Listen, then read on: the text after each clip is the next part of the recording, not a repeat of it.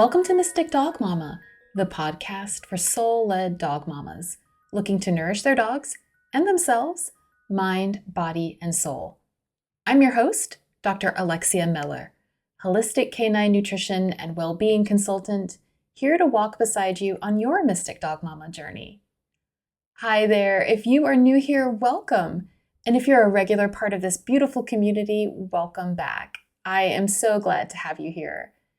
Today, we're bringing our feline friends to the table to ask, what if our pets' health challenges aren't problems to be fixed, but messages asking to be understood? I'm joined by Pam Roussell of Purrrfectly Holistic, a self-proclaimed cat mom whose journey from the fitness industry into holistic pet health was shaped not only by her own healing, but by the heartbreaking loss of her beloved cat, Snow Bear. His passing became a turning point, one that called Pam into a deeper relationship with intuition, energetics, and the wisdom of the body itself. Together, we explore what it really means to support health at the root level, moving beyond symptom management and into a more conscious, compassionate model of care for both cats and dogs. We talk about why cats must be brought fully into holistic health conversations, the unique stressors that they face, especially indoor cats, and how practices like muscle testing and energetic awareness can help us listen more closely to what their bodies are communicating. This is a conversation about agency, becoming your pet's true health advocate, trusting your intuition, and how doing so inevitably invites you to become your own. Pam and I unpack the shadow side of the holistic health world, the danger of quote-unquote doing everything right, and why asking why matters more than ever when it comes to well-being. We also step into the bigger picture, the spiritual significance of illness, the distinct roles that cats and dogs play in our spiritual development, cats' ancient relationship with mysticism, and what the astrological shifts of 2026 and beyond are calling forward in how we think about health, healing, and support. At its heart, this episode is an invitation to shift from treating issues to supporting bodies, to embrace feline curiosity, and to remember that healing is never isolated. At the quantum level, what heals one of us ripples out to heal the whole. Pam also shares gentle, practical ways to support your feline friend's health and well-being, along with her own daily practices with her cats, grounding this expansive conversation in everyday devotion. If you've ever felt the quiet nudge that your animals are here to teach you something deeper, then this one is definitely for you. So on that note, let's go. Hi, Pam. Thank you so much for joining me on the Mystic Dog Mama podcast today. I am so thrilled to have a cat mom with me today. Well, thank you for the invite, and it's awesome to collaborate with dog people because you're right. Cats do get overlooked. Let's just be honest. There's more companies that focus on food and toys and clothing and supplements that are dog centric, and grooming centers and play dates and all these things that cats mostly don't take part in. And most cats don't want to go for walks on a leash, so they become relegated to the house and kind of second class. So yeah, it is nice to put the spotlight on the kitties. Absolutely. And like I was telling you, a lot of my listeners also have cats. So I think this will be a really helpful conversation for them to better understand their feline Yeah. companions and, Yeah. and some things that they can proactively do to be supporting their cat's health as well. But I also wanted to have you specifically on the podcast to talk about all things cats because you, like I do in my own work, you shine a spotlight on the more spiritual and truly holistic approach to how we're thinking about health with our pets. Mhm. And so Mhm. I think it's going to be a really lovely conversation for bringing that whole picture package together with how we're thinking about health and the things that listeners can be doing both for their cats and for their dogs and kind of encourage a way of thinking that's about advocacy. Yeah. Yeah, because I feel like so many times people walk into a vet clinic, just for as an example, in my opinion, they walk into the vet clinic and they leave their common sense at the door. and they leave their courage at the door, and they're just like a blank slate, and they're just like, they do whatever they're told. They don't ask questions. They may not even truly understand what they're what's going on or what their options are. They don't know what to ask. They don't know where to start. It's probably the same for people when they go to a doctor. Mm-hmm. They just don't have anybody to advocate for them and tell them what questions they need to be asking, and know that it's okay to say no, thank you. And it's also okay to say, let me go home and research and I'll get back to you. Versus just being slammed with medications and drugs and whatever it is that, the doctors want to do. And then they walk out with a $2,000 bill, and then their pet is back in this cycle of sickness that goes on and on and on. There's never a resolution. And so that can be very frustrating for people, but they really just don't know where to turn. Mm-hmm. They feel, Absolutely. and I just want to tell people that you don't have to be stuck. There, you can get off that Ferris wheel. There's ways to get off, but you have to take a certain approach to do it. Definitely. Definitely. And Mm-hmm. we'll dive into many different approaches and the kind of mindset that's needed in order to do that today. But I also think it's interesting. I wonder if you could talk a little bit about how you started to get into the pet space, because that's not originally where you started. You've not always been the kind of the cat mom that's known for holistic health for cats. Can you talk a little bit about your journey of coming from the fitness industry for humans into the cat space? Yeah, actually, it was a nice bridge, and it started with me because I developed a foot injury that wouldn't heal with conventional methods. And I went to the doctor. I wore the boot, for months. I did all the things that I was told to do, and it didn't resolve itself. And so I ended up, long story short, going to a Chinese doctor for acupuncture. And I'm terrified of needles. So to be able to muster the courage to get out of the box, so to speak, and go try something totally different. But it was an epiphany that I got on a vacation driving through Chinatown in Vancouver, British Columbia. And we're through a market, and there's signs hanging over all the produce and whatever, and it's written in English and Chinese. And it was just this download that I got, like, you need to go look into Chinese medicine. Had never even crossed my mind before, but some reason did then. And when you're sick and tired of being sick and tired, you're willing to look outside your box. Because I was looking at doing another surgery, which I didn't want to do because I had it done on the other foot for the same issue a couple years or a few years or previously. And I'm like, I never want to go through that again. No, no, no. I don't like doctors. I don't like needles. I don't like hospitals. So that was a traumatic experience. And I'm like, I'm never doing that again. So long story short, fast forward, I came back. I found a Chinese doctor. I could barely understand her because she was from China. But she had me healed in 8 weeks and told me not to come back. So that was mind blowing. I'm like, oh my gosh, this really works. Chinese medicine is a thing. I guess it is because they wouldn't still be using it after thousands of years, right? So it obviously it's beneficial, it's helpful, it works, or people wouldn't do it. And it's well studied and all that kind of stuff. So that just kind of opened the Pandora's box of what else don't I know that I need to know. And so I started this journey of like learning about nutrition and detoxing and cleaning up my home and my food and what I was putting on my body, in my body. And so that just became a passion. It was like I couldn't get enough information.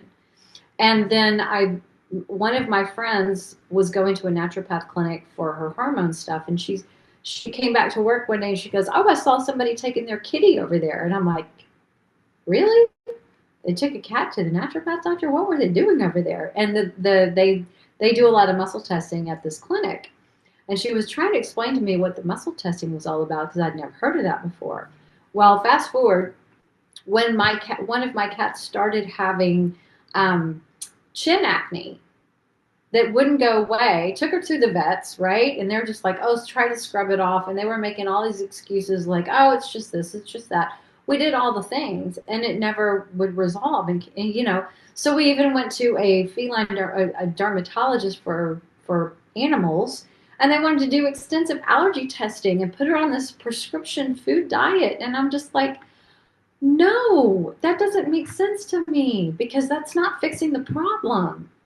And I had 6 cats at the time, and to have to feed all of them the same food, these little tiny 3-pound bags that were like $35, that's not budget friendly. So like that was not even an option. And I said, no, thank you. I'm going to take it to the naturopath clinic where my friend goes, and we're going to see what they say. Because I had literally exhausted all of the veterinary options and I was just done. I'm like, that's not solving the problem, because I had learned over my previous experience with, exploring natural medicines and Chinese and all these things, that you got to find the root cause. So that became drilled into my head. You got to find the root cause. So I took her over there, 30 minutes. They did some muscle testing. I was a surrogate. I was holding the kitty and she was having fun and we were just doing all these things. And they figured out that she was sensitive to chicken. Shocker, it's in everything. And I think chicken and dairy. And so they did some energy work to clear chicken as a stressor and said, she's good, let's just see how she does. Well, she didn't have any more chin acne. It cleared up. It went away. She could eat chicken again with no detrimental effects, no side effects, no acne, nothing. I was just mind blown. Number one, it was like, wow, that was easy. And it cost me what, $60 or $70 or whatever it was for an appointment, and I didn't have to go get expensive testing and food and all of that, and it resolved. So when one of my other cats developed pancreatitis and we couldn't figure out, what was going on, we went to the vet, we did all the things, and they were like, take this medication, take this, take that, and it would come back after 2 or 3 or 4 weeks. And I'm like, the doctor's like, well, he's probably just going to have to go on medication for the rest of his life. And I was like, no, that's not going to solve the problem. So here we go. Once again, I'm carting him over to the clinic and we do muscle testing and they figure out, oh, he has a pancreatic fluke. It's an energy of a fluke, which is a parasite, and the pancreas. Well, it's a very common thing. Apparently, people probably have that a lot too. But they also, I think she cleared him for some food sensitivity or whatever. We put him on some herbs to clear up the fluke thing, and he was fine. Fine. Didn't have pancreatitis again. I eventually changed his food as well. I took him off all dry food at some point because I had 6. And we put him on wet food and eventually raw food and things like that. So, we did some things, but the effect was the same. It's like it stopped. He was fine. He didn't have the pancreatitis flare-ups anymore. Shocker, right? So again, it was like those aha moments, but that is how I started to appreciate looking for the root cause, address the root cause, your problems stop, your symptoms stop, your cat gets better. You don't have to do this Ferris wheel of, symptom, reaction, medication, symptom, reaction, the whole cycle. And then a few years later, I took an actual muscle testing course from those people at the clinic to learn better and like what are we doing? Whenever I come in here, I want to understand this. I want to be able to do it. So I was fascinated. It was life-changing. So in 2 hours, my life changed. I discovered that you could really tap into the wisdom of the body and get answers. Very simple. Yes, no questions, or statements or whatever. And you can find out what you need. You can find out what your cats, your dogs need, what foods they should be on, what supplements, resonate with them. And it was just a whole mind-blowing experience that opened my world. And so I became very, very fascinated and focused on learning to master those skills. And I mastered all of the techniques that I was taught, including pendulum work and just, all of that. And it just progressed. And then back in 2014, in November, let me back up. We were planning a vacation and I was going to board my 2 older cats instead of taking all 6 of them with us. It was a 2-day drive. We were going to board the 2 oldest ones, and the boarding facility required up-to-date vaccinations Well, I had stopped vaccinating a few years earlier, like many years earlier. Like they don't need to be revaccinated all the time. This is stupid. Um, One of them had a bad reaction and died within 7 days. It was a sudden 4 in the morning kind of situation. He's waking up, and I'm like, "What's going on?"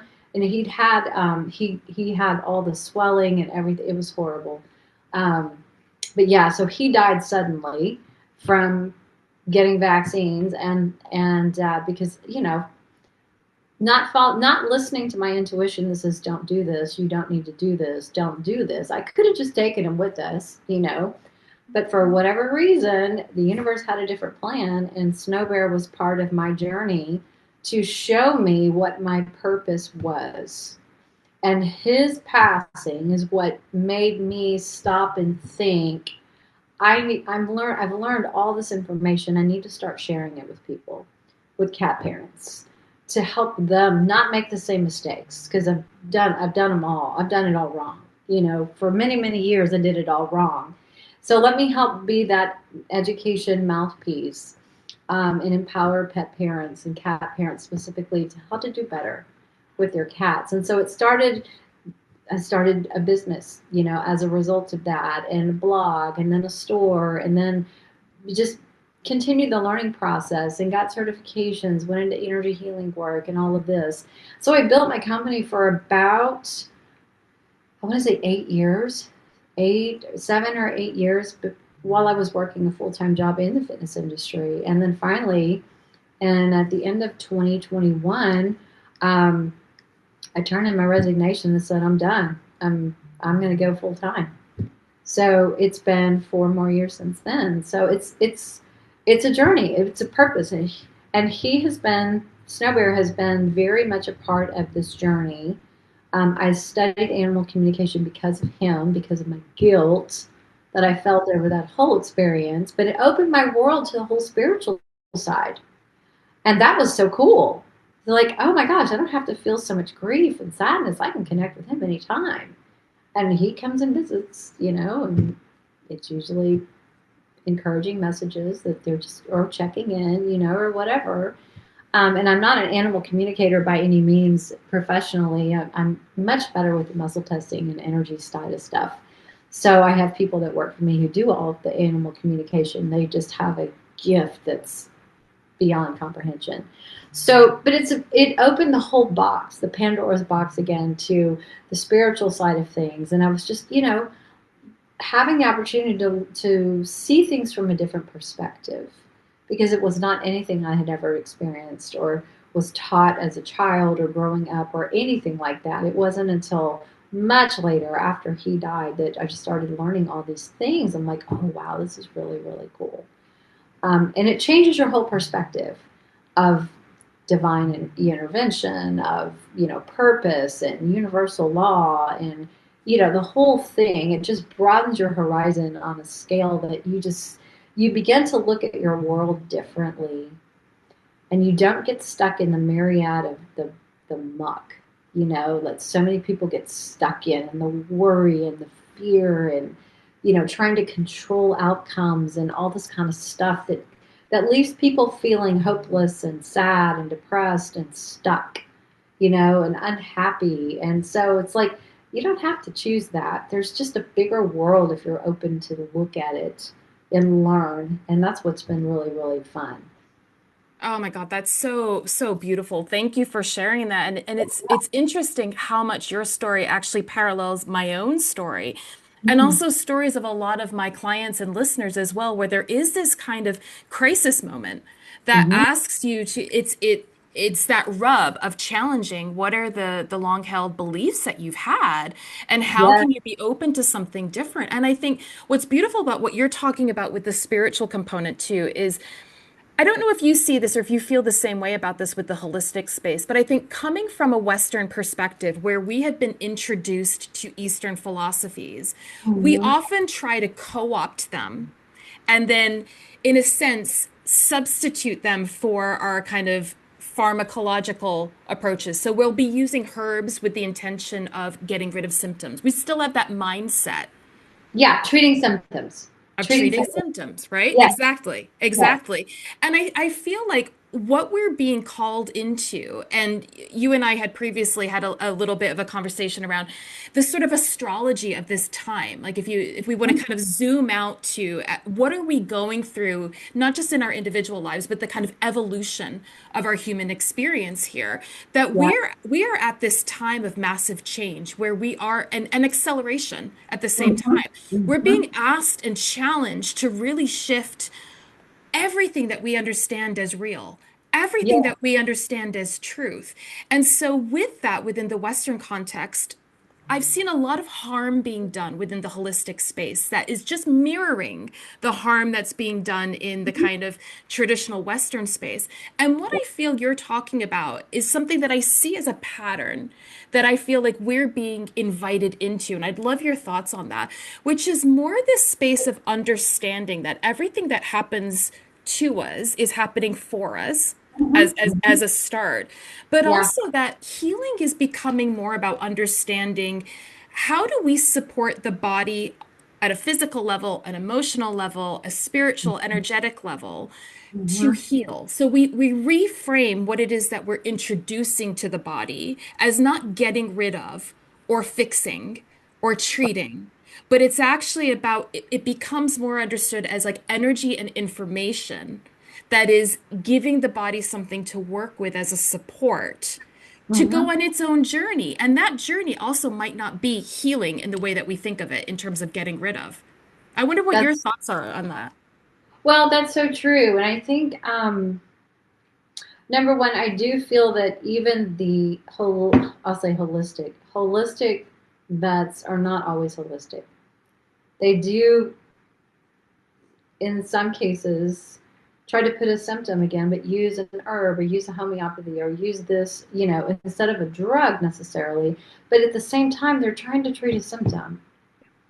Yeah. They're not getting to the root cause and stepping back and taking a 40,000 foot view of the lifestyle, the emotional component, I think, which is huge, the spiritual aspect, the environment that they're in. They're just looking at their condition, what they eat and what, or maybe supplements or whatever, but they're not stepping back far enough. Um, I feel that, number one, I agree with you. We are in a very rapid point of time where our world is changing in front of our eyes. Like, hold on to your ponytail because we're going to be going, really fast. Whether you're down for it or not, it's coming, and so you might as well just get in the rowboat, because we're all going to end up at the same destination, but our journeys are different. We're in different boats getting there, and we've all signed up to go through this journey. That's why we're here on a soul level, is to go experience this ascension process, which we are accelerating towards. But everybody signed up to do this to learn something, to go through an experience. And I think if you can take that spiritual perspective, whether we apply it to our own selves or our pets, why does my cat have cancer? Why is my dog, having these diseases and everything? And one of the things that I've kind of learned about recently is the spiritual significance of ailments or illnesses. They all have a spiritual significance.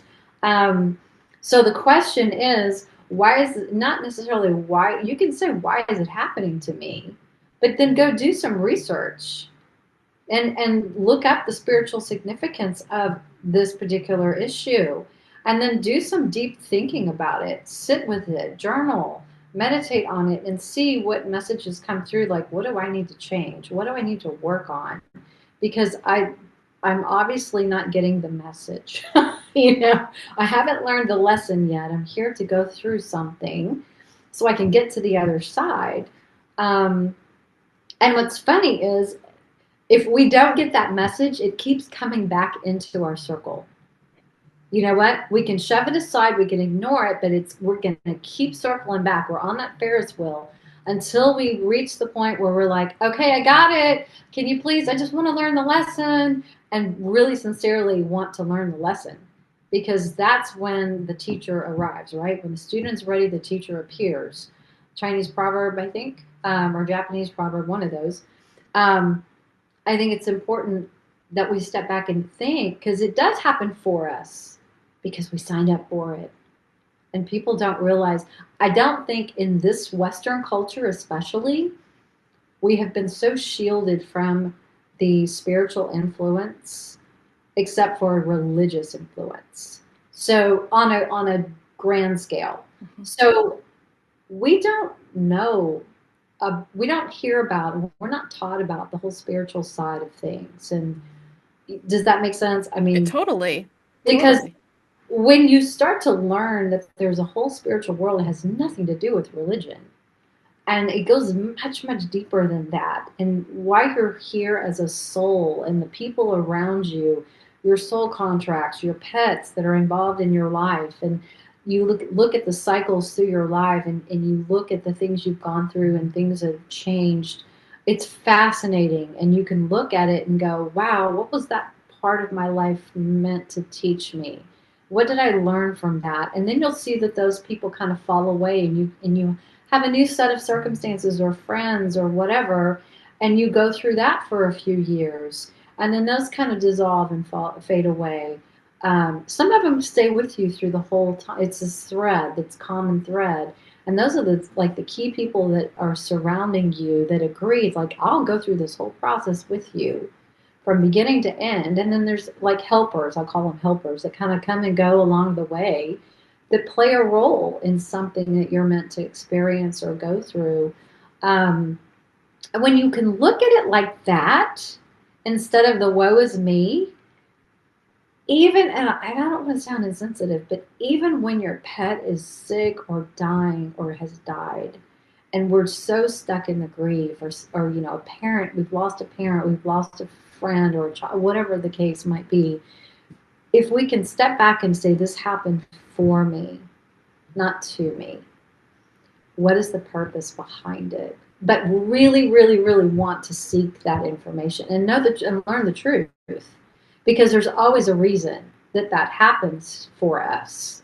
And it's not to make us depressed and sad and angry and, get upset and kind of get lost in the process. But when you can step back and you can look at it objectively, neutral, like have no ties to the outcome or whatever, on a certain level, it makes the process easier, don't you think? Oh, totally. And I think your point too of can we look at what the wisdom is within a disease, and Yeah, Louise Hay's book from the 80s, like You Can Heal Your Life, is like the Bible for me in terms of that correspondence of what you were saying of yeah, disease states. And she refers to it as dis-ease. There's yeah. some sort of dis-ease in the body, which to your point is often coming from an emotional space or a Mhm. more spiritual space.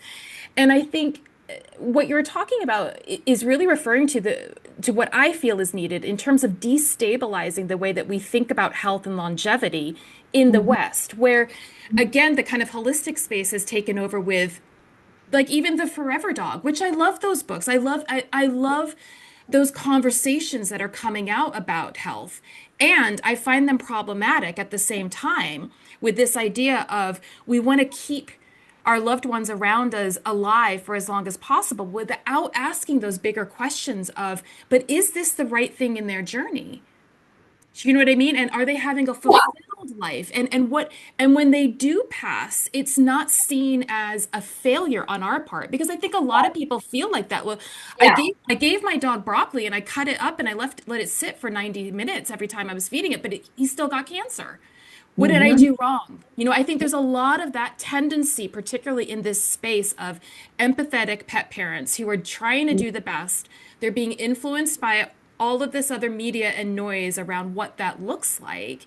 And I Mhm. think we're still, to your point, we're not yet stepping back far enough to Mhm. actually understand what's going on and that actually your pet passing is part of your journey as it Mhm. is part of their journey, as much as them being alive is part of your journey and their Yeah. journey. Yeah. And one of the things that I've kind of learned is that pets, whenever whenever your soul contract is up, it's up. You can be doing everything right, You could be doing everything right and they could be happy, like happy, happy, happy, gone. But it doesn't mean that you did something wrong. It just means that your soul contract was fulfilled. They did their part, you did your part. It was time for him to move on. And now they can help you from the other side, or they can oversee, they can watch over you. You have the tools to connect with them if you want to. So it's not like you can't, but people don't know that, or they don't believe that, because we've forgotten what we have this ability, because it's been taught out of us, for hundreds of years. They just don't want us to know. So I do agree with you. There is an aspect of just trying to do everything right, but you can still do everything right. But when it's their time, or if they develop something, it's because it was meant to go that way, for a deeper spiritual purpose, to learn something, to go through something, because that's what you're here for on the soul level. When you can put the soul level glasses on and look at life, I'm not saying it makes it easier. It makes it simpler, I think. It doesn't mean it's easy, because we are human beings. We have feelings, we have emotions, we love our families, we love our pets. That's just part of how we're wired, but it just makes it simpler to look through and decipher and dig through and learn, because you can be more objective when you look at it through that lens, if that makes sense. Yeah, it depersonalizes it a little bit in terms of seeing yourself as part of a much bigger picture as well, and that how we're all connected. And I think as well, it's helpful when we remember that anytime we're doing our personal healing, that is informing the collective healing. So if you're doing healing on yourself around fear, that's informing all fear, like all experience of fear. It's helping to heal that for everyone. And I think that has also been very helpful for me in my own journey of recognizing that anytime I'm working on myself, there is that ripple effect, and vice versa. I'm benefiting from you working on your issues as well. We all have them. We're all here doing it together because we are all connected. Well, and that's a very good point. I don't think most people, maybe our audiences, know that a little bit, but for the general population, I don't think they understand from an energetic perspective, from the quantum perspective. There's a quantum field all around us, and it does connect all of us. So whatever happens to me, my energy is affecting those around me and into my field, which affects those around them. It is that ripple effect. It is that, that drop in the water, and then the ripple that circles, that, moves out and further and further and further. So if we can work on ourselves and heal ourselves emotionally, physically, spiritually, whatever that looks like, it does have a ripple effect to those around us, just because of the quantum field that's around us that connects us all. People have a hard time understanding things they can't see with their eyes. Out of sight, out of mind. I totally get it. That's how we're wired, right? I can't see it, it's not real. But I think it's just really this whole concept, this aspect of energies and energetics hasn't been taught. Right. It hasn't been taught. I didn't learn it in school. It took 40 plus years for me to figure it out, to learn, to be exposed to it. But I think it came at the right time. So could you talk a little bit about your experience of then training in energy healing and in techniques like muscle testing? We could talk a little bit about what that is for people who might not be familiar with it, but how that shifted the way that you practice health for yourself and for your animals as well. Well, I started with a Reiki certification, just because that was one of my Reiki provider at the time. When I'm really, really good at muscle testing, but I wanted to go take it deeper and try to do energy clearing work and things like that. She says, we'll start with Reiki. So I did the first 2 levels of Reiki. And then I had an opportunity to actually be trained by the ladies from the clinic that I used to go to. I'm in a different space, a different city now, but I would do remotes or whatever with them. But I was able to take a certification course of one of their modalities called Mind, Body, Spirit Release. And it does teach you how to do energy clearing work and find frequencies that are out of balance with the body, and things that are interfering with balance in the body, and where it's affecting the body, and how that all looks, from whatever your perspective, like, or whatever you're trying to work on. It could be relationships, it could be physical health. It doesn't matter what it is. It's all energy. Everything is energy at the most basic, fundamental atomic level. It's all energy. It just has different shapes and sizes and forms, and it manifests differently, but it's all the same. So when you can look at it through the lens of energy, instead of like, this is a cup or that's a medication or whatever, it's all energy. Basically, the chair I'm sitting on is molecules put together in a certain way, but it's all energetic. You can't see them all moving, but they are. Everything has a frequency it vibrates at. And when you can get that fundamental concept down, you can look at life through a totally different lens. And then you can also understand why certain people may bring you up and some people may bring you down. It's their energy. It's some places you go to are all happy, and some places are just like, I think I'm ready to go. I don't feel comfortable here. It's the energy. So some people have a hard time putting their finger on, I don't know what it is about that person. It's something about their energy, good, bad, whatever. I don't even know that I agree with good or bad. It is what it is.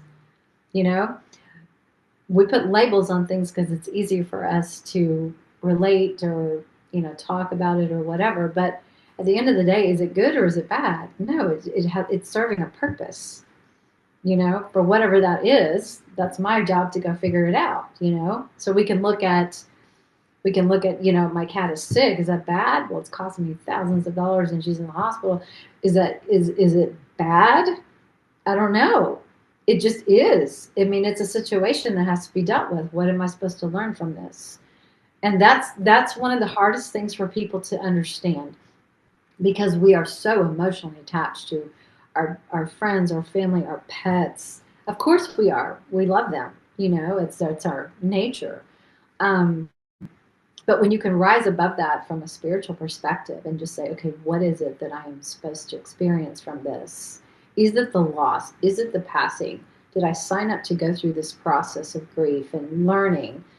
Because how many times do pet parents find themselves in a situation like, let's just say cancer, for example, and their pet develops cancer out of nowhere, and they've thought they've done everything right, but they still do. Those people end up learning so much about health, about cancer, about drugs, about this, that, whatever, through that whole process. And for whatever reason, that's probably what they were meant to learn, so that they can share that information with the next pet parent.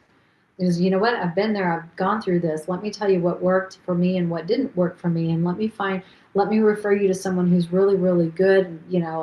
I didn't have such good luck with this person, but this person was amazing, and this is why. And, whatever it might be, or just learning how to change their diet, change their environment, be better at prevention, be more aware.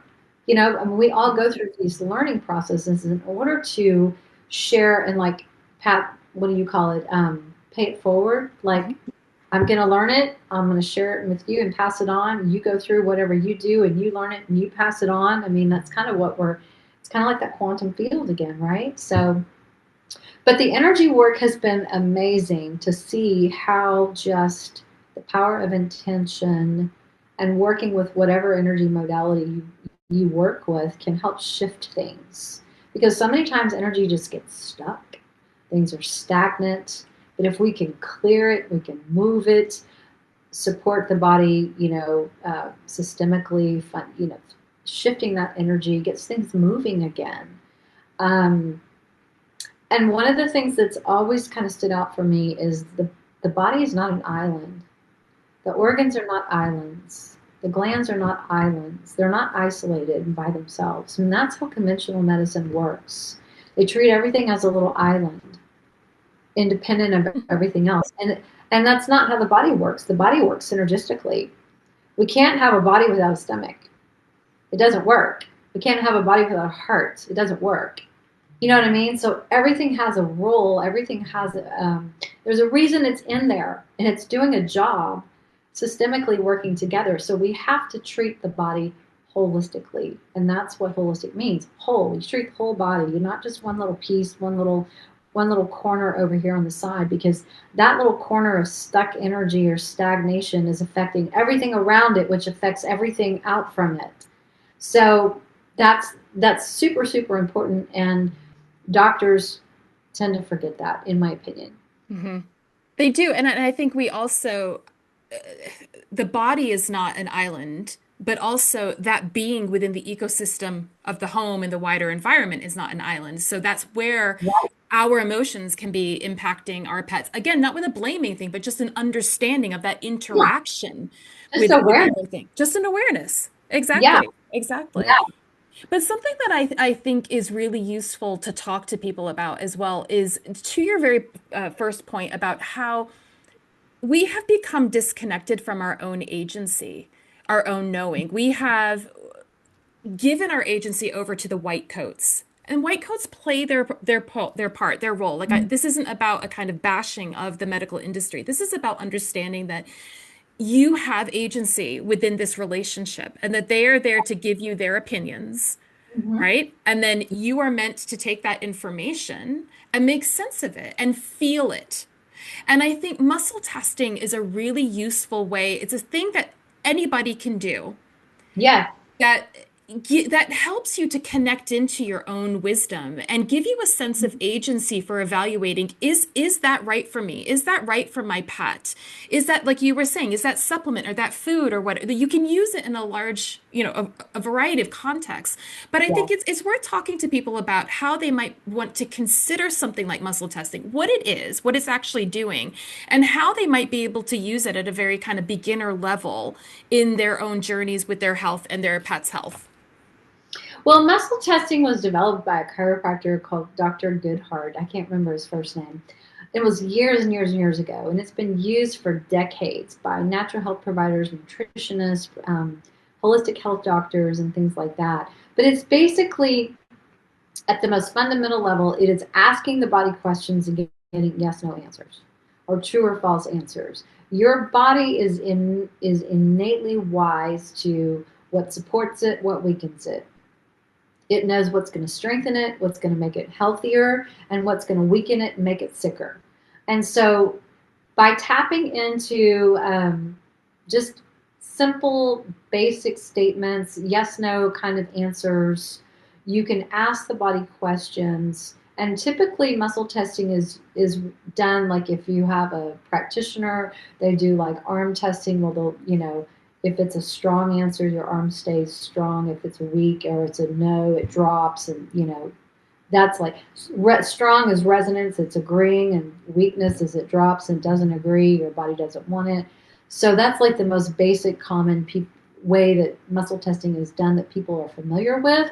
But you can also use fingers. There's all these different methods. You can use your whole body and do sway testing. You can use pendulums, and you can tap into yes nos this way. It's fascinating. It's mind blowing the first time that people learn it, because I was there. I remember going through that whole process, and I was like, oh my gosh, oh, wow, it was like magic, right? But no, it's the muscle testing taps into the nervous system. The nervous system is the conductor of information. And so when you are asking the body questions or making statements, true false statements, you're going to get a positive or negative. And there is a positive and negative flow, like a battery, that goes through our body front to back. It's a circular thing. So if something is strengthening that flow of energy, it keeps flowing. And if it weakens it, it stops and it doesn't work. So that's just a very basic. I sucked at physics and science at school. I don't even know how to explain all that, but You're doing great. you tap into the nervous system of the body. Your your body has so much innate wisdom. It knows what it needs when it needs it. It knows how much it needs. All you have to do is ask. And Mhm. that's mind blowing for people to comprehend. but it's so accurate. And when you can do it in a way that gets out of your way, you're not putting bias, you're completely neutral, you just want facts, you just want information, you know, anybody can learn how to do it. I actually have an online, like on demand muscle testing workshop, an introductory level. It's very basic. You learn 4 or 5 different modalities and you can start practicing on yourself. And that's what I tell people, practice on yourself and get really good at that before you go into trying to, determine protocols and products on other people or whatever. Just really, really, really get really good with your yeses and your nos and build your confidence on working through yourself and your own energy and starting to understand how to assess that. And then practice on your pets and practice on your spouse or your kids or whatever it is. It's not hard. It works the same way, but we have to get out of our way. So having that confidence in that skill, start with yourself. Because if you can't get the answers to be aligned with yourself, then you're not going to get the answers aligned with when you practice on other people, in my opinion, because you're just in too much in your head. So Totally. you have to get out of your head, number one, and you just have to go in and be very neutral. And I used to, when I was first practicing and learning everything, I would literally say before I tested, I am neutral, I am neutral, I am neutral, just to remind my subconscious that I'm neutral. I don't want to agree with what I'm thinking. I just want my body to tell me the truth, you know? And it's fascinating. Yes, you can test your supplements. You can be at a vet clinic and the doctor wants to send you home with 3 pills or, whatever. And you're like, let me test it. And you can test it right there and then. This is what I do. And I'm like, nope, that doesn't work. That doesn't work. That doesn't work. Nope. What else you got? Because they don't know. So you could be getting a product that's only about 50% beneficial and your expectation is it's going to fix the problem. And you go back, 2 weeks later, it's like the problem's not gone. Well, that's because it's not 100% beneficial. It's only 50%. But there's ways to learn how to do all that. And then you can streamline your own health, your own supplementation, the foods that you eat. If you feel like you have food sensitivities or intolerances, you can figure that out. You don't need to go to expensive labs for testing. There's ways to do that without having to do all that. You can figure it out. It's not rocket science. It's just your body showing you what it wants and what it doesn't want. It's very simple. It is, but I think it's because, like, to your point, that we have been cut off from this. We've been totally programmed. We have, and I think I'm going to sort of blanket statement this as well. I think, especially as women, because we have had this innate intuition, this innate knowing, and that's been quite frightening that it's been really shut down for us. And one of the things that I noticed when I first started doing muscle testing, and I actually got into it similar to you, where my dog Lucky, who's the one that catalyzed me on this whole journey, I ended up, he had all kinds of health issues. We couldn't get to the root of a lot of stuff. He was having anal gland problems, and I was looking up, I was doing that thing of like, what can get rid of this? And I was looking up homeopathy, and I saw silica could work. So I talked to my vet, who was very supportive of me doing this. She's a conventional vet. I was in Mexico at the time, so access to different things. But she was like, "I'll support you in Yeah. what it is that you want to do." And she said, "Did you where are you going to get the silica from?" And I said, "Well, I was probably just going to order it off Amazon. Like, where do we get it? We're in a village here in Mexico." And she was like, "Oh, there's a homeopath in town." I was like, "Really?"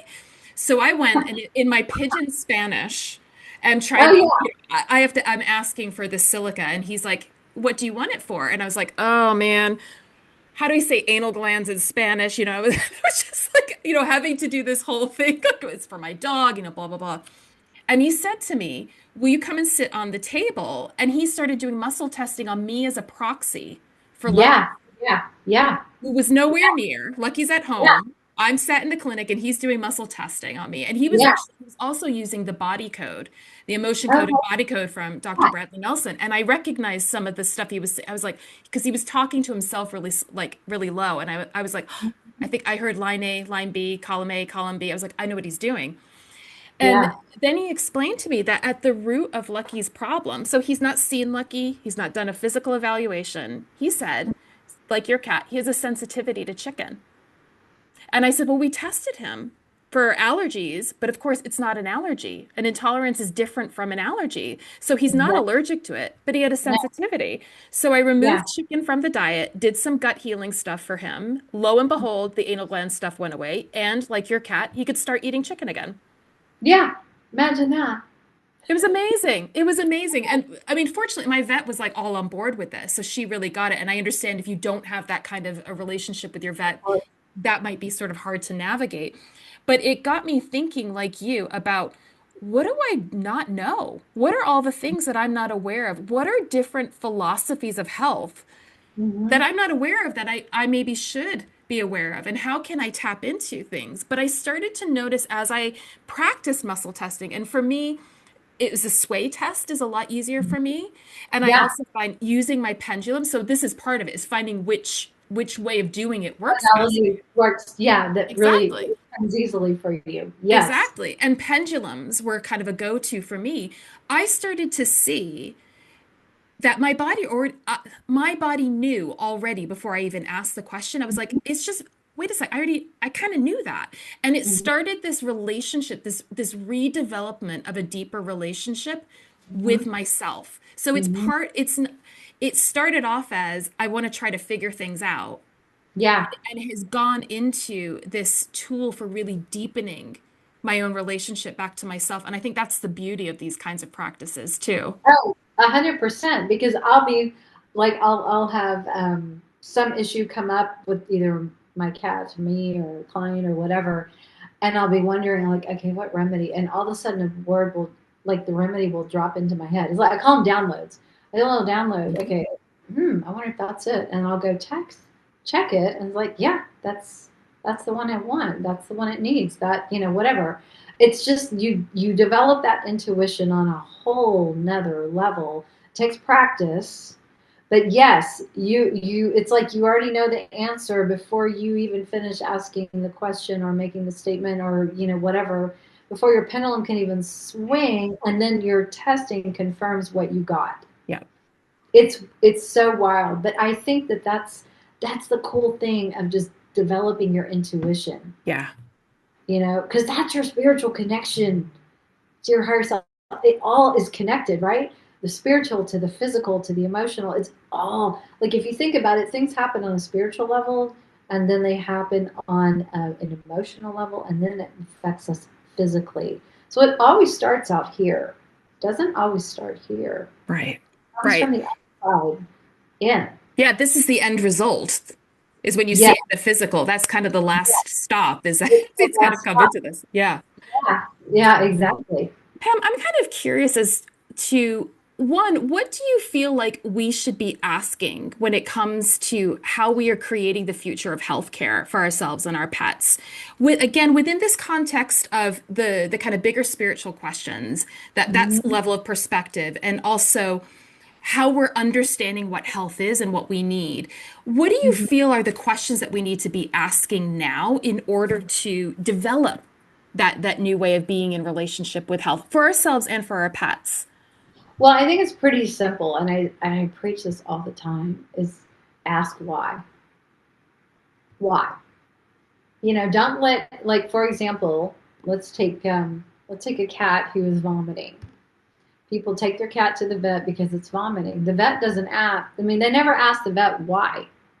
Why is my cat vomiting? They're just like, can you make him stop vomiting? Well, yeah, we can make him stop vomiting. Here's a medication to make him stop vomiting.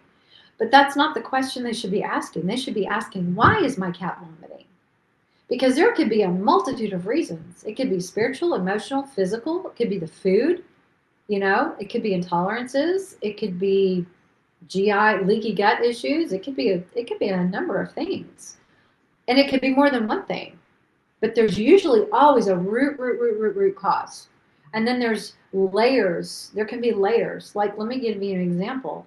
Um, some people think that environmental sensitivities to trees and grasses and weeds, like, that's the root cause. No, in my opinion, that is just a symptom of a root cause, because those elements are not harmful to a healthy body. So what threw the immune system off balance, out of kilter, in the first place to cause an imbalance so that your body is reacting to those pollens and weeds and trees and flowers and grasses, because that's not normal. Your kitten wasn't born with those. So what did we do to damage the immune system to make them reactive? That is the fundamental question that I think most pet parents miss, is asking, why is this happening? And then you could take it to the deeper level, on a spiritual level. Why is this happening? What am I supposed to learn from this from a spiritual perspective? What is the meaning of this kind of issue or disease or whatever? And that's an interesting journey for each person to go on. But from a fundamental level, just people are not asking why this is happening. Mm-hmm. And I see it all the time. I run a Holistic Cats Facebook group, which I really shouldn't say I run it. I own the page, but my admins run it. I don't have time for it. I rarely even get on there. But the problem is, and as much as I say it all the time, is like, you guys need to focus on finding the root cause. Don't just come on here and ask what probiotic can help best for, gut issues. And they want recommendations for supplements to band-aid XYZ problem. I'm like, you guys you're never gonna get it. They're just not. You're not going to get the results you want if you're just trying to use a supplement as a band-aid for a problem. You got to go figure out why there's a problem. Right. Until you figure out why, which is the most important question we should be asking, whether it's our health or our pet's health or whatever. Why is this happening? Don't just look at a symptom and try to put a band-aid on it. Figure out the root cause and dig as deep as you have to. Because until then, you're gonna be doing the chasing symptom game. I call it the whack-a-mole game. Oh, there's a symptom, there's another symptom, because that's what people end up doing. And when you explain it to them, it's like this light bulb goes off, and they're like, "Oh, you're right." Well, in fact, you can make things worse if you're treating the wrong thing. Like you might think, oh, gut problem, give probiotics. But if it's SIBO and you're giving probiotics, you're going to make it. Exactly. I'm wondering too, because like we said, the holistic space tends to focus a lot on dogs. What do you feel like we need to be looking at for cats? How do we need to bring them more to the table in terms of how we're thinking about what their needs are? But are there any specific recommendations that you would have for people in terms of how they support their cats holistically? Well, I think we have to look at a few things. Number one, we have to look at what we're feeding them, because we can't feed them kibble. They're not designed to eat kibble. They're designed to eat meat, and ideally raw-based diets. Hands down, that is what they're biologically designed and wired to eat, and that's where they thrive. So if we can get their diet fundamentally correct, even if it's just wet food, it's better than dry food, which is loaded with carbs. I won't go on a tangent, but that's one of my peeves. It's like you've got to understand how detrimental dry food kibble is. It just is. For kidneys, for pancreatitis, all of that stuff. Yeah. Diabetes, cancer, IBD, IBS, it's a list, right? We got to get the food right. And then we got to do their environment right. Their emotional health is important, because they get, they hide. They're really, really good at masking their fears, their symptoms, and, we don't know what's going on with them. But when was the last time you actually spent some real time playing with your cat, sitting with your cat, petting your cat, bonding with your cat? We do it a lot with dogs, because we can go for walks, we can go play fetch, whatever it might be. But with your cats, they can tend to pretend to be aloof, but really deep inside, I feel like they would love more attention. They would love to play. They would love more one-on-one time with us. So we need to address their enrichment, whatever that looks like. However you can be creative, whether you let your cats go outside or supervised outside or on a leash, or create some environmental enrichment in your homes if you're not able to let them go outside and be cats and explore and have safaris and things that cats like to do. That's tapping into how they're biologically wired. And They do want to play. They're hunt, catch, kill, eat. That's what they do. That's how they're wired. So if we can play and tap into that natural instincts that they have, it makes them very happy. Very happy. So you may have to experiment with different toys and find out what they really like and what they don't really like. And I love the interactive toys, the toys on the wands.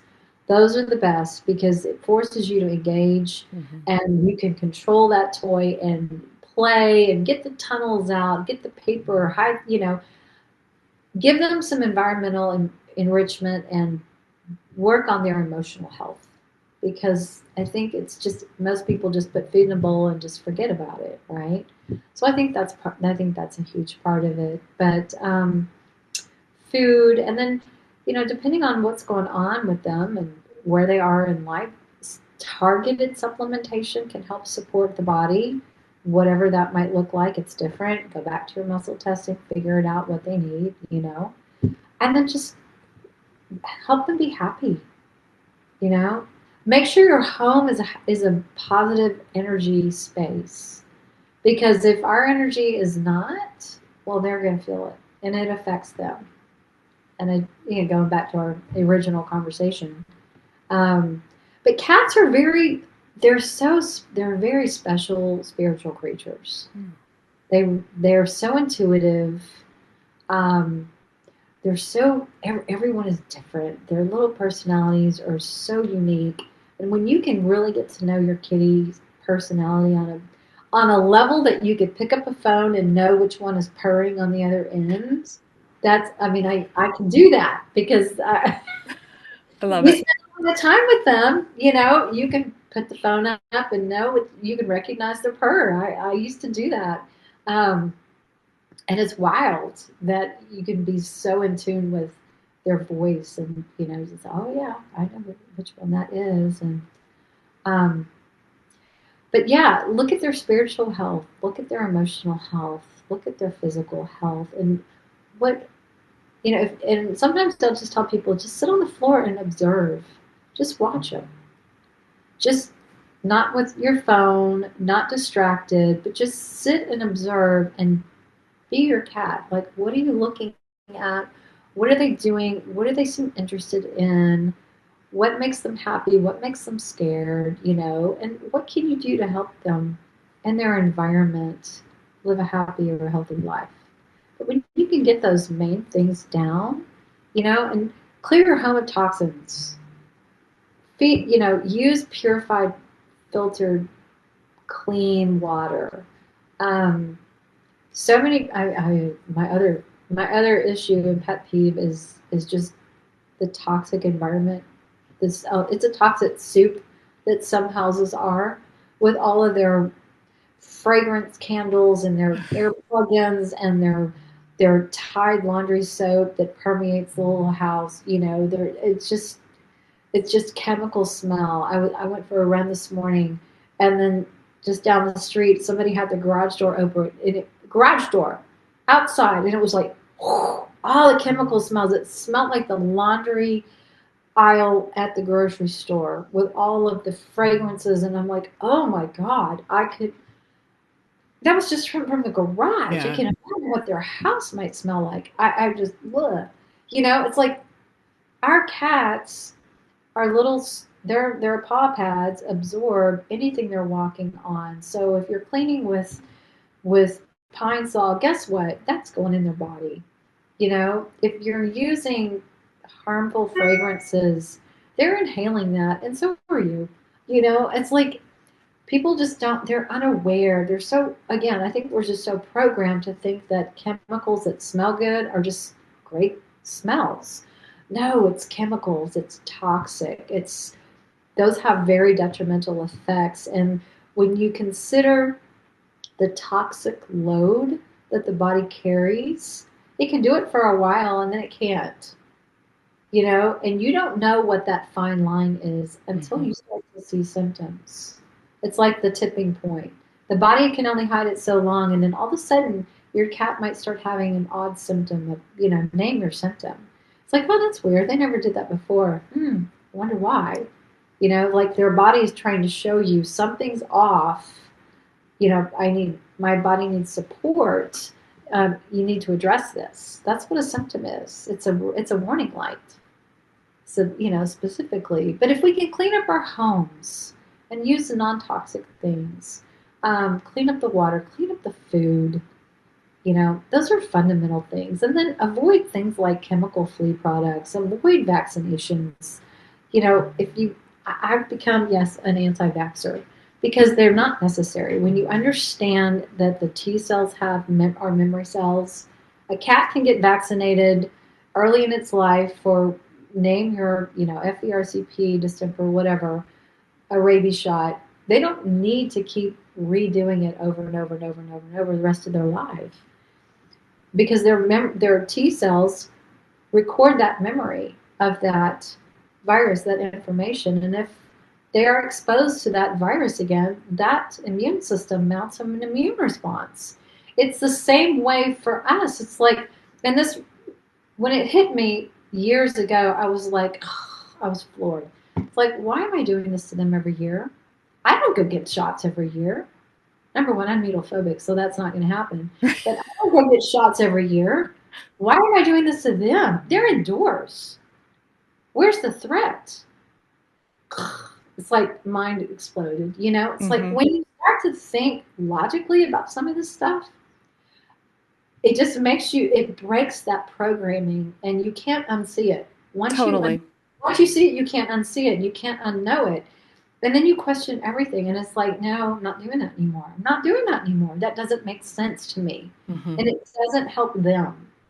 So detox, detox, detox. I don't care if your cat had one vaccine, detox the vaccine.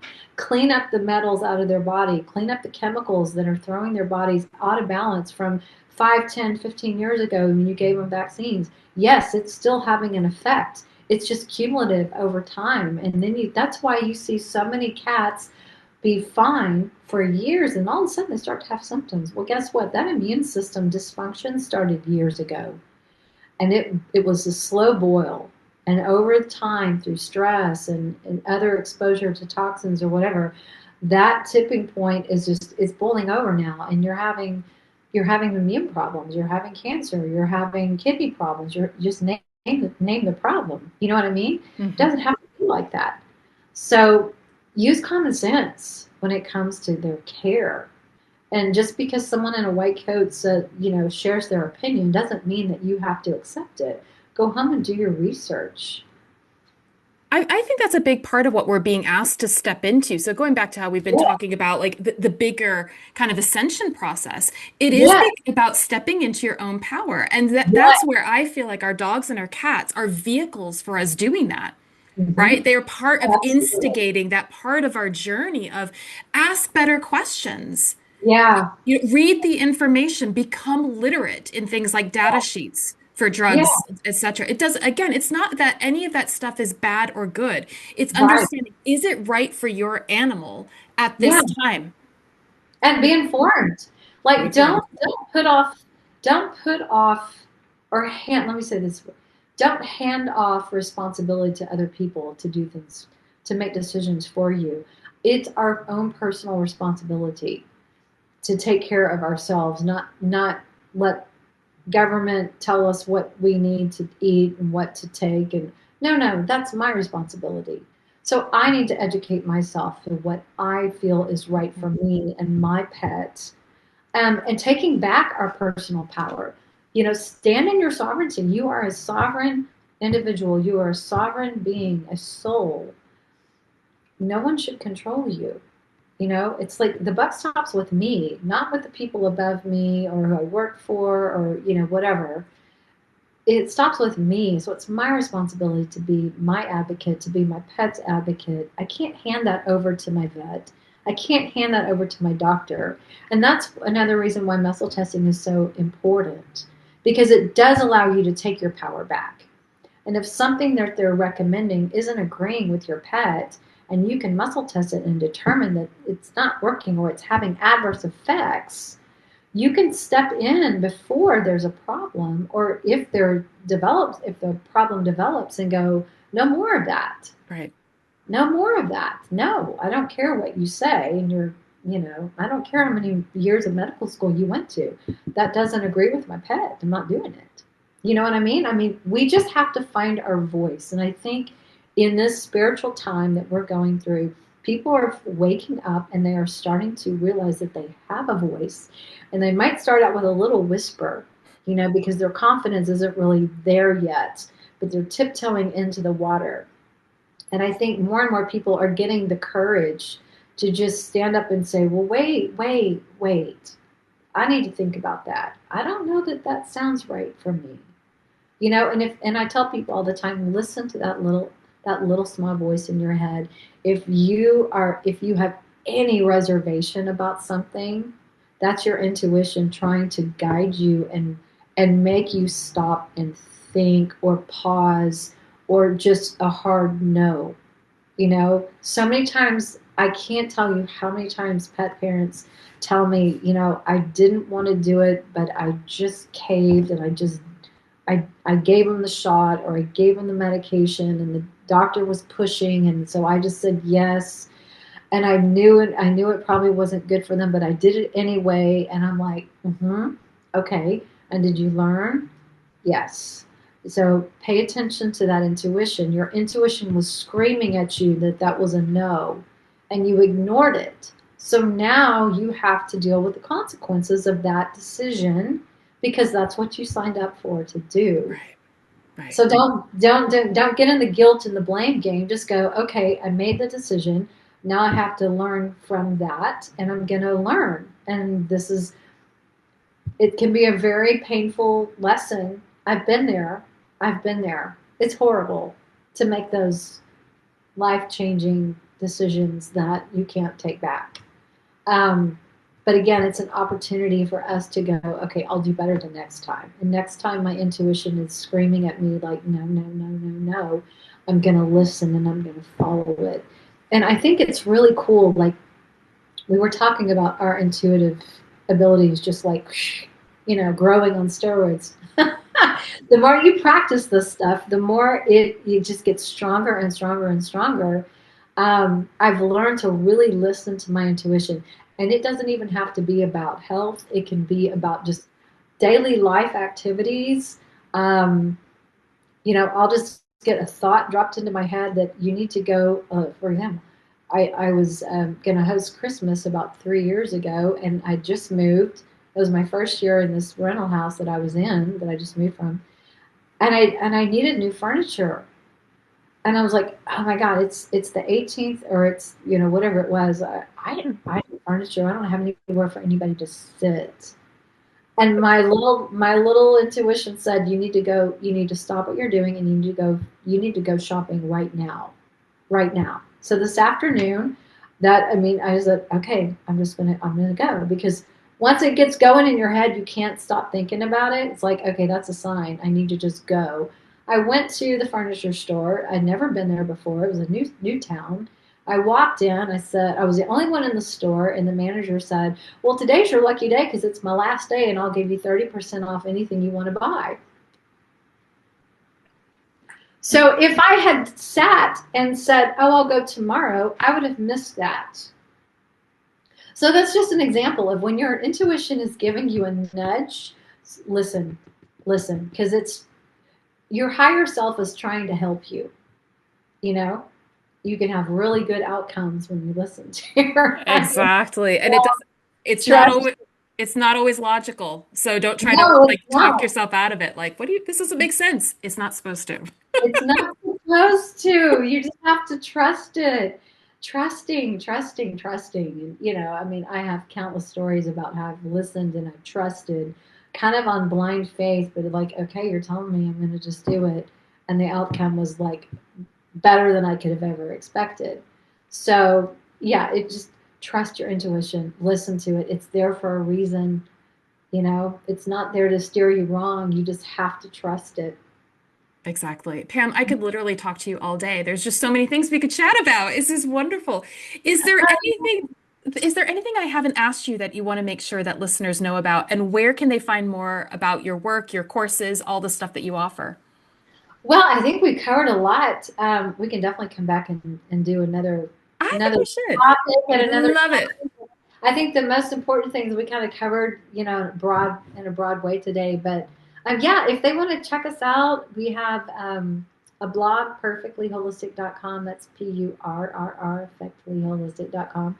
And then we have a store, online store. We do products, we have services.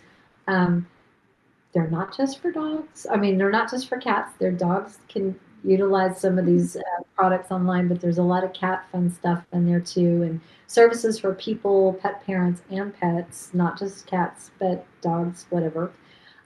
So we do all of that. I have a great team that works for us. We're on Facebook, Instagram, YouTube. Um, yeah, tons of educational videos on YouTube if you just want to go through and pick a topic that looks interesting. Lots of great interviews, radio shows, you name it, Q&As, all that good stuff. There's a ton of educational information for people who just want to start the journey and learn. There's so much to learn, so pace yourself. Don't get overwhelmed. Don't get overwhelmed. And we talk about spiritual things. We talk about health, behavior, whatever it might be, mostly cat stuff.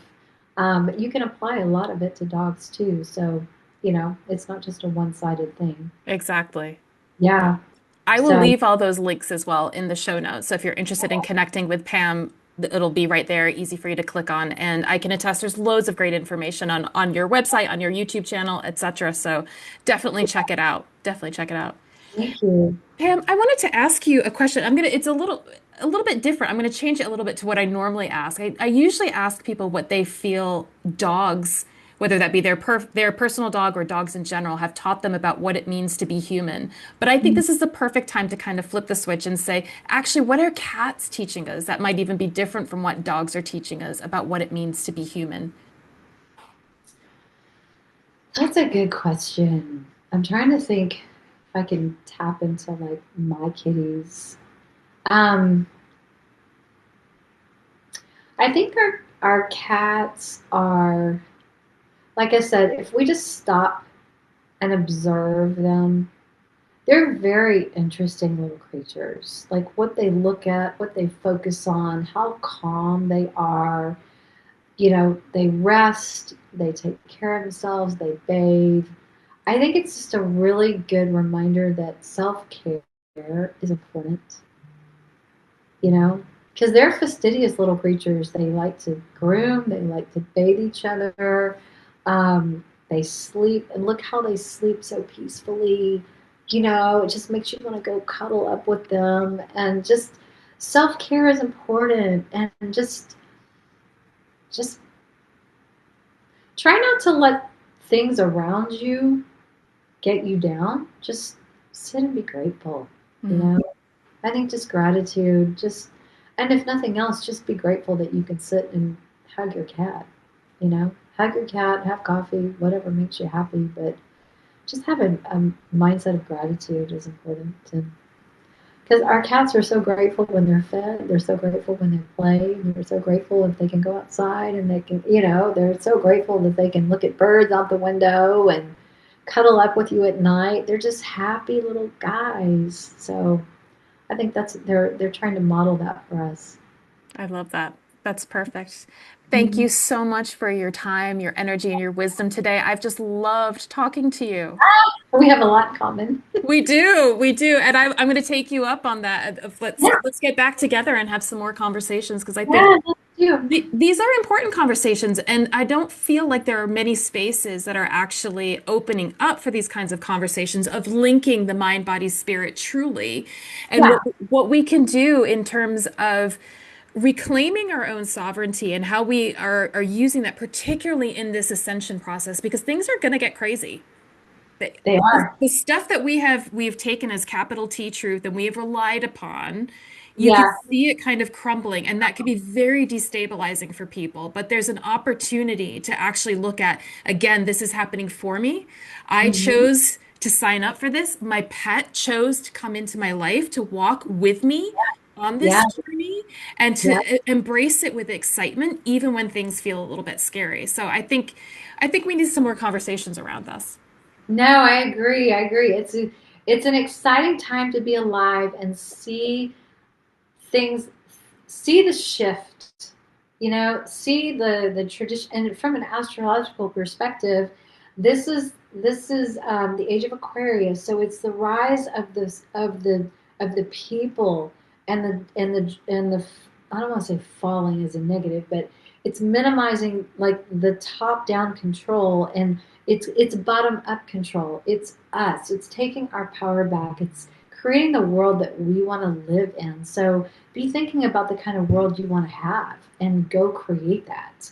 And it's everyone can create their own because we are creators. So design the kind of life you want and then go do it, because this is your time. This is your time. The fetters are coming off, the chains are coming off. You are going to be it's going to be so exciting to see like